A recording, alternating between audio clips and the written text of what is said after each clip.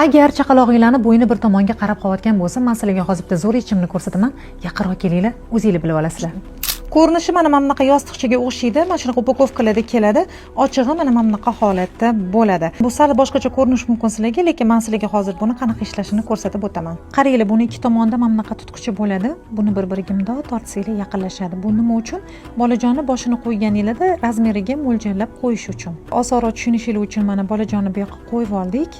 Endi qaranglar, ikki tomondan bundoq tortamiz-da. Bolani boshini detaliga moslashadi. Ya'ni bolajon u tomonga yoki bu tomonga qarab qolgan bo'lsa, bu o'sha narsani oldini olib beradi, ya'ni bolani boshini rovna tutib beradi. Bolani boshiga hech qanaqa zarari yo'q. Materiali ham juda ham yumshoq, bemalol yuvib ishlatishingiz mumkin. Faqat qaranglar, yuvganda buni albatta mana bu ichidagi ko'stichkaga o'xshagan mana bunaqa qopchasi bo'ladi. Bolani boshi siljib ketmasligi uchun bu yaxshi xizmat qiladi, og'irgina bo'ladi. Yuvayotganda mana shu qopchani olib turasizlar-da, mana buni o'zini bemalol yuvaverasizlar va qaytib quritib ichiga buni solib qo'ysanglar ham bo'ladi. Buni o'g'il bolaga va qiz bolaga moslab olsanglar bo'ladi. Narxlari 150 ming so'mdan bo'lyapti.